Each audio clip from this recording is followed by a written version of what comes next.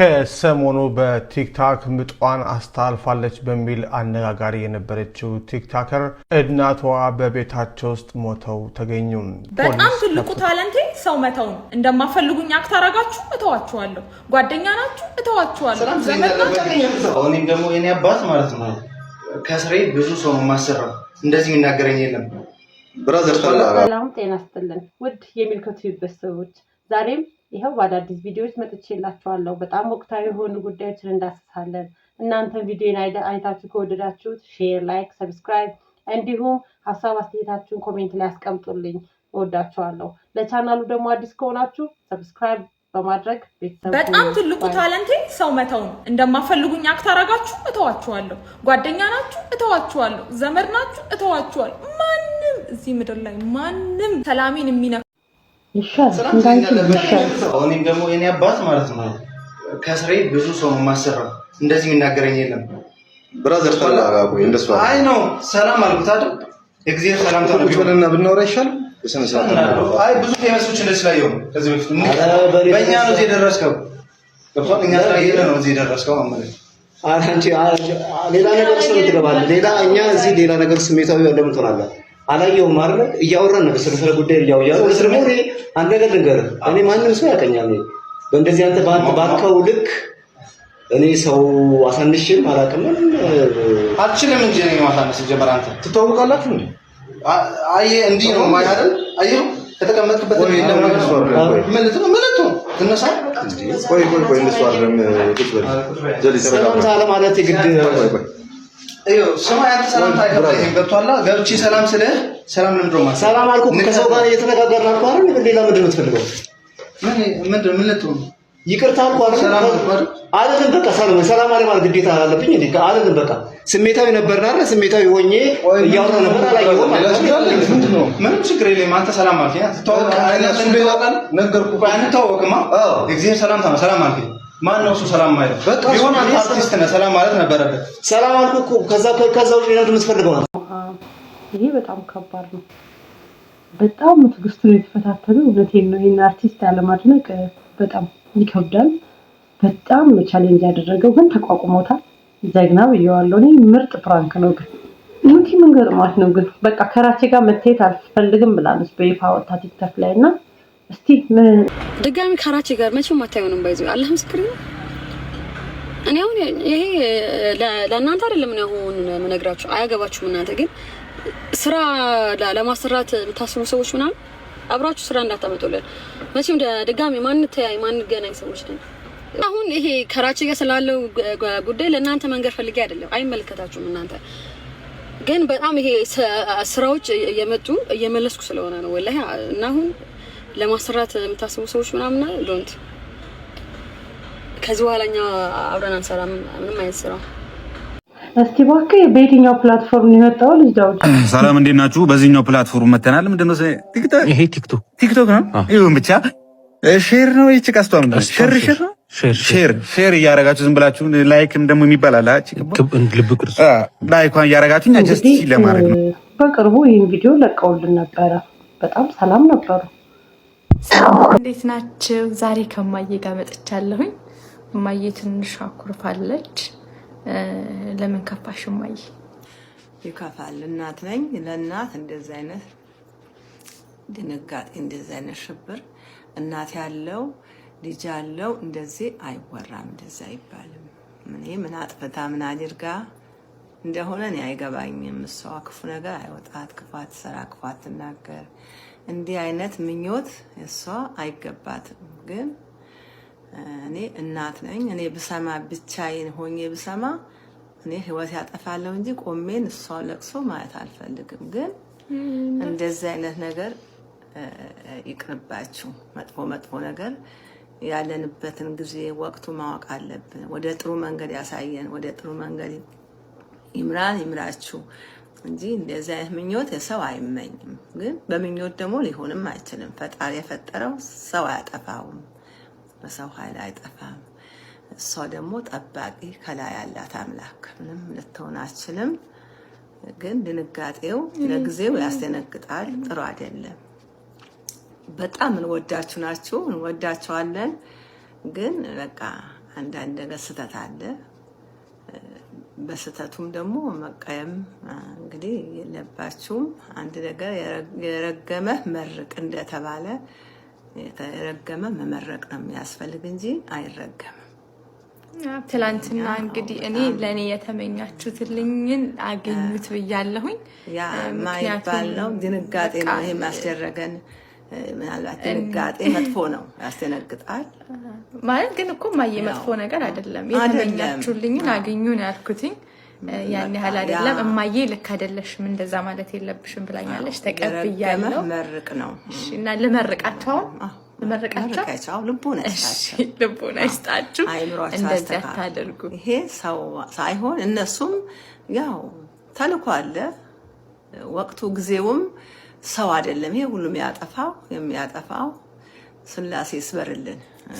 የሰይጣን ስራ ነው እንጂ ሰው አይደለም። ማንኛውም እኔ በህይወት አለው። እናቴ ክፉዋን አያሳየኝ። እናቴ እንደዚህ አይነት ነገር አይደረግም። በቃ እንደዚህ አታድርጉ። ደህና ሁኑ። እኛ አለን። ከሰሞኑ በቲክታክ ምጧን አስተላልፋለች በሚል አነጋጋሪ የነበረችው ቲክታከር እናቷ በቤታቸው ውስጥ ሞተው ተገኙ። ፖሊስ ከፍተኛ ምርመራ ጀምሯል። ዜናው በዋሽንግተን ዲሲ እና አካባቢ የሚኖሩ ኢትዮጵያውያንን እጅጉን አስደንግጧል።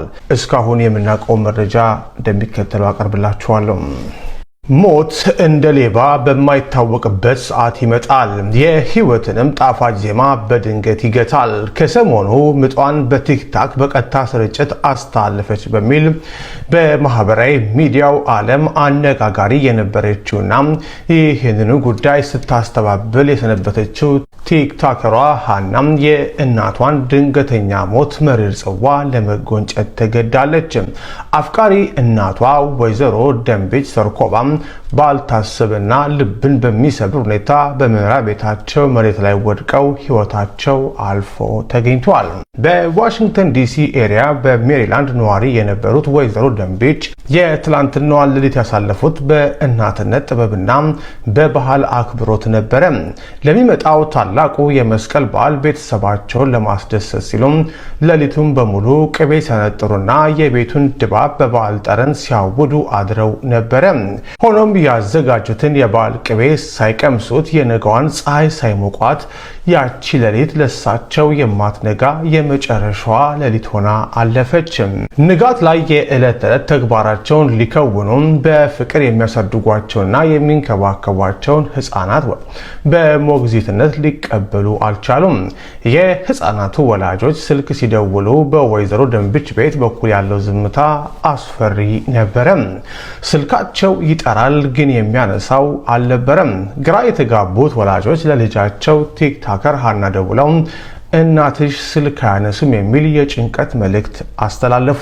ሀናም ከትልቋ ልጇ ጋር በመሆን በከፍተኛ ድንጋጤና የልብ ትርታ ወደ እናቷ ቤት ስታመራ የገጠማት እይታ የህይወቷን ትልቁን ጠባሳ ጥሎ የሚያልፍ ነበረ። ያቺ ጠንካራ እናት፣ ያቺ የቤተሰብ ምሰሶ ወደ ቤቱ መግቢያ በር አቅራቢያ መሬት ላይ ወድቀው ነፍሳቸው ከስጋቸው ተለይታ አገኘቻቸው። ያቺ ቅጽበት ለሀናም ሆነ ለቤተሰቡ ዓለም የጨለመችበት መሪር ሀዘን መርዶ የተሰማበት ቅጽበት ነበረች። በአሁኑ ሰዓት አካባቢው በከፍተኛ ድንጋጤና ሀዘን ተውጧል። የፖሊስ አባላትም ይህንን አሳዛኝ ድንገተኛ ሞት መንስኤ ለማጣራት ምርመራ ጀምረዋል። ከፕሮፔን ጋዝ እስከ ሌሎችም ለሞታቸው ጥርጣሬ የተባለ ሁሉም እየተመረመረ ነው። ለዛሀበሻ የደረሰው የቤተሰብ መረጃ እንደሚያመለክተው ወዳጅ ዘመድ ሀዘኑን ለመካፈል ከነገ አርብ ከቀኑ 2 ሰዓት ጀምሮ እስከ እሁድ ኦገስት 23 ድረስ በዋሽንግተን ዲሲ የሀዘን ድንኳን ተተክሎ ለቅሶ ይቀመጣል። እኚህን የዋህ እናት በክብር ለመሸኘትም ማክሰኞ ኦገስት 25 በዲሲ ቅዱስ ሚካኤል ካቴድራል የጸሎት የፍትሃትና የሽኝት ስነ ስርዓት ይፈጸማል።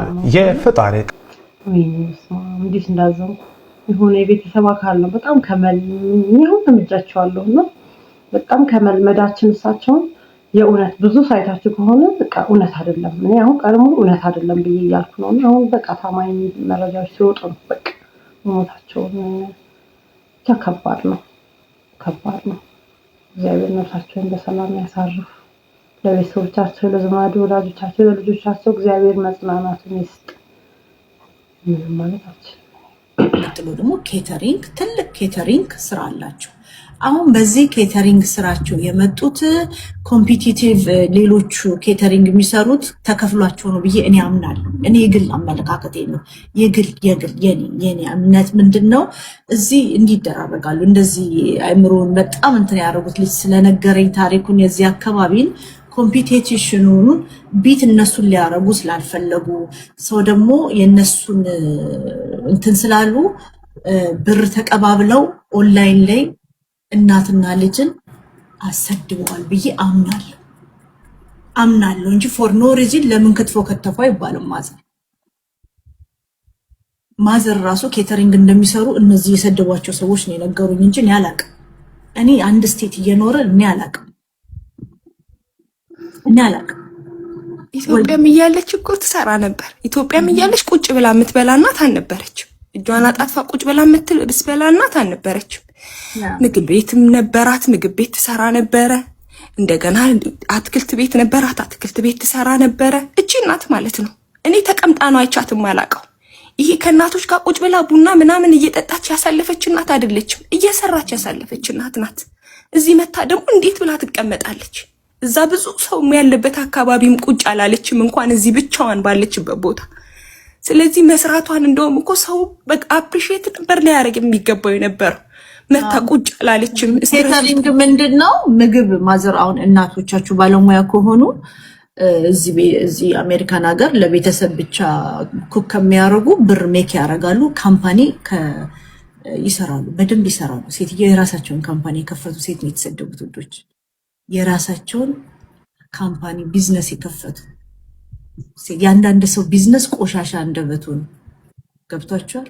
ከሚተፉት ነውር፣ ስድብ፣ ማንቋሸሽ ነው ቢዝነሳቸው። አንደበት፣ ነውራዊ አንደበት። ማዘርዬ ግን ለፍተው ንጹህ ናቸው ስታያቸው ደግሞ አይደለም እንዝርት ናቸው። እና ለፍተው ቢዝነስን ፍሮም ደ ግራውንድ ያቆሙ ሴት ናቸው። ጀግና ሴት ናቸው። አሜሪካን ሀገር በሰው ሀገር ኢትዮጵያ እንኳን እንደዚህ ያቆመ ትልቅ ሰው ትልቅ አይደል የሚባል አሜሪካን ሀገር ከልጃቸው ጋር በጣም ትልቅ ኬተሪንግ ይሰራሉ።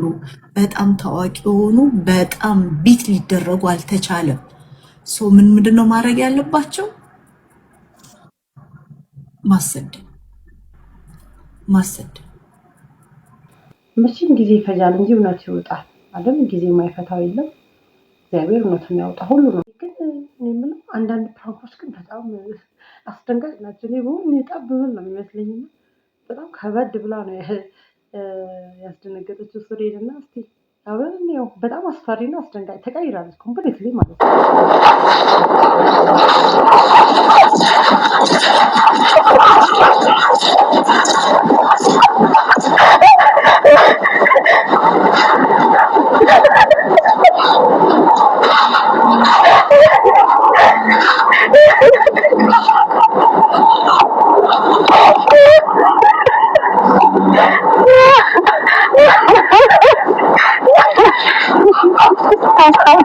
I didn't need them.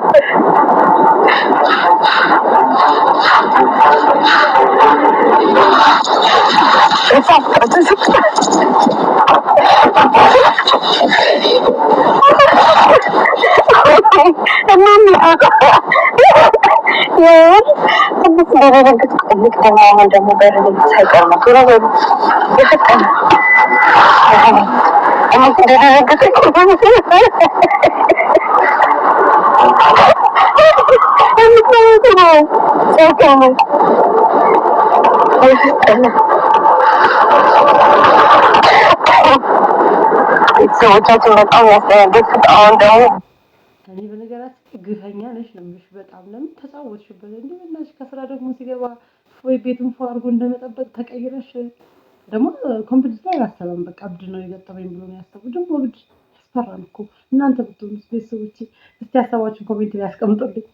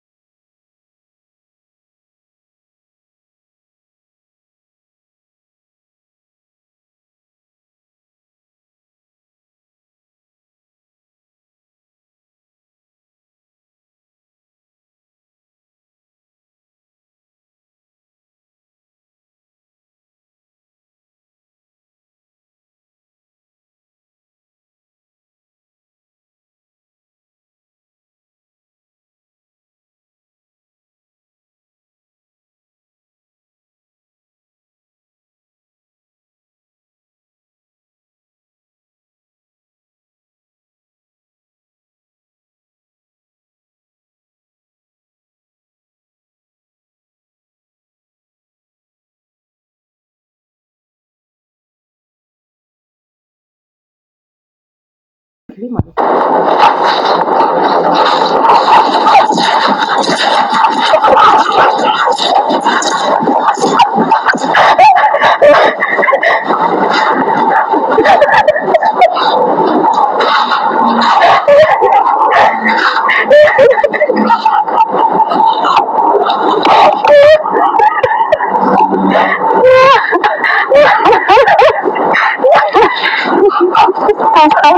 Why didn't you do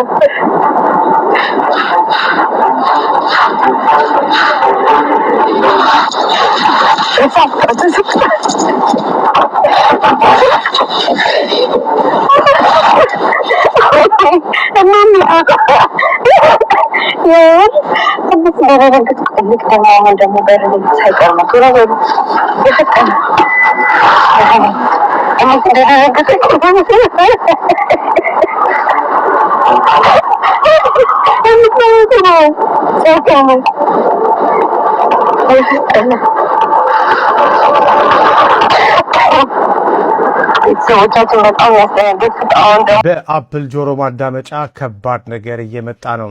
በጆሮ ማዳመጫ ውስጥ የተሰገሰገው ድብቅ ካሜራ።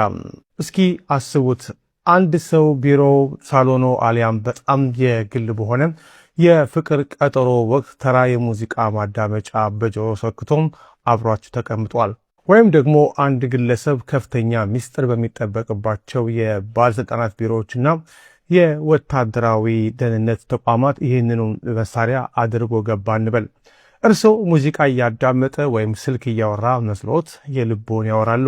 የኮምፒውተሩን ስክሪን ከፍተው ሚስጥራዊ ሰነዶችን ይገልጣሉ፣ አሊያም ጥብቅ የመንግስት አጀንዳዎችን ይወያያሉ።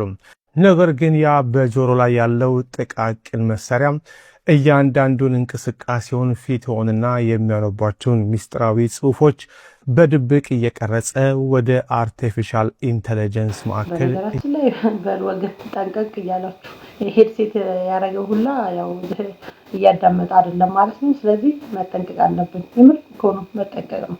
ለምን አሁን ጊዜው በጣም ተራቋልና ምን እየተደረግን እንኳን ማናቀበት ሁኔታ ላይ ያለው። ስለዚህ ጥንቃቄ ይሄ ለሁላችንም ትምህርት